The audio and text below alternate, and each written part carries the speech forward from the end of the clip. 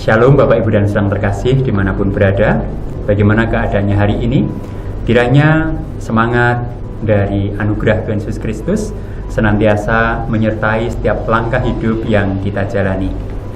Senang berjumpa dengan Bapak Ibu dan Saudara terkasih dalam Sapaan Gembala pada hari ini. Bapak Ibu dan Saudara terkasih, ketika kita berbicara tentang kematian dan ini dihubungkan dengan pandemi 19 ini, maka ada kematian yang tragis. Mengapa disebut kematian yang tragis? Karena kematian orang-orang yang terkena COVID saat ini seringkali hanya dihitung sebagai angka. Sekian puluh ribu, sekian ratus ribu, sekian juta. Kematian hanya dihitung sebagai sebuah angka. Semakin banyak maka semakin menakutkan.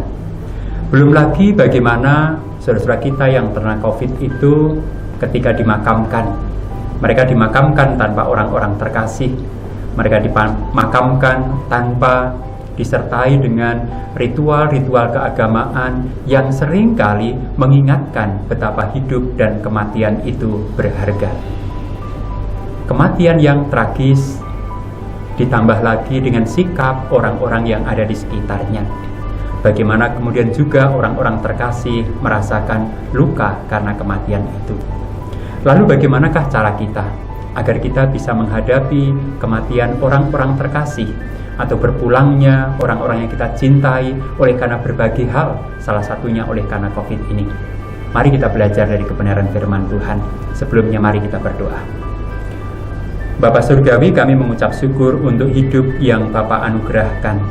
Dan tolong siapkan kami juga Bapa untuk merayakan kematian yang sewaktu-waktu bisa mendatangi kami. Agar baik hidup maupun mati boleh kami hidupi dan kami rayakan dalam Kristus sebagai sebuah kemenangan.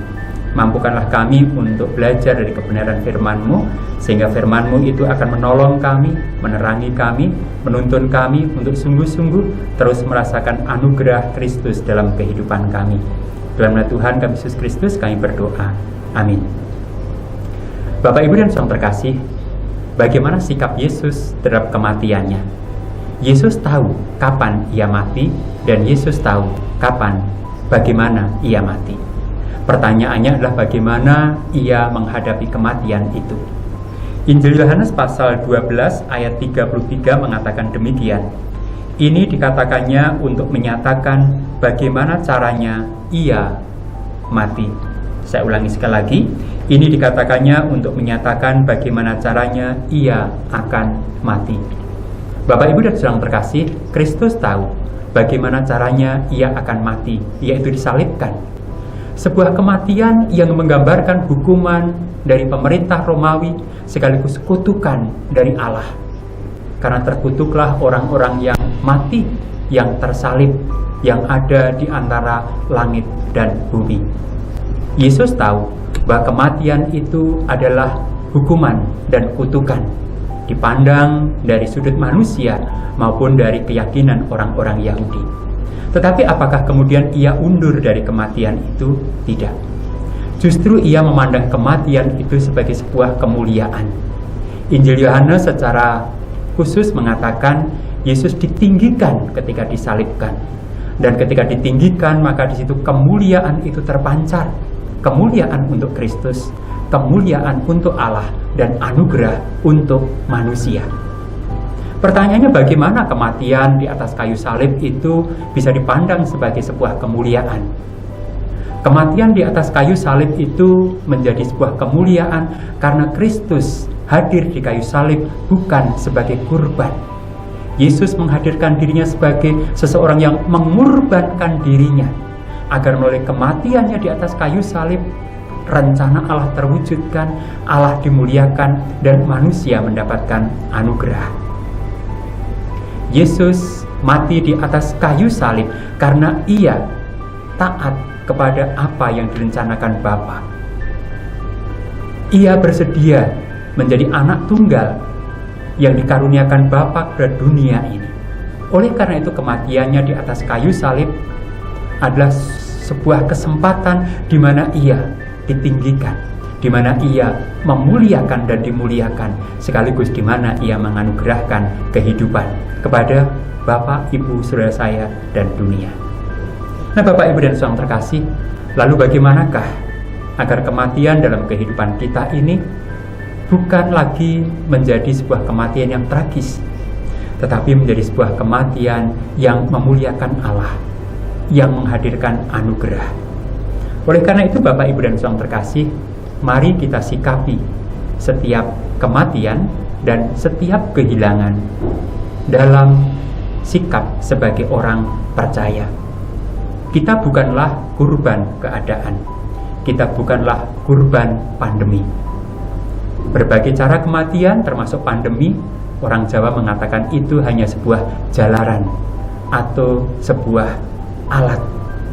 Oleh karena itu, bagaimana kita menghadapi dan memandang kematian menjadi penting berdasarkan apa yang dilakukan Kristus.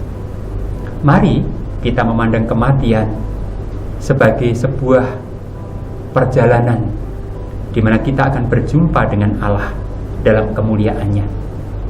Mari juga kita melihat kematian orang-orang yang kita kasihi bukan sebagai cerminan keputusasaan dan kemarahan, tapi kita bersyukur karena kita pernah hidup dengan mereka, dan mereka dihadirkan Allah dengan cintanya, dengan pengalamannya. Dengan begitu, Bapak, Ibu, dan saudara terkasih, kematian oleh karena suatu hal hanyalah cara atau alat, tetapi cara kita memandang kematian dan memahaminya itu akan membuat makna kematian menjadi berbeda. Mari kita jadikan kematian orang-orang terkasih ataupun kematian kita bukan sebagai sesuatu yang tragis, tetapi sebagai sebuah perjalanan di mana kita akan berjumpa dengan Allah, sekaligus juga sebuah momen di mana orang-orang di sekitar kita mendapatkan berkat.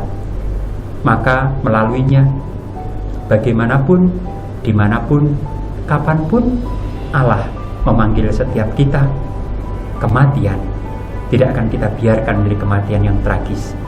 Kematian dalam Kristus sama berharganya ketika kita dianugerahi kehidupan di dalamnya. Kematian kita menjadi berharga karena kita mati dalam Kristus. Kematian Kristus yang menghadirkan anugerah, itulah yang membuat kita bisa menghargai kehidupan sekaligus kematian yang akan kita hadapi. Dan berkati, amin.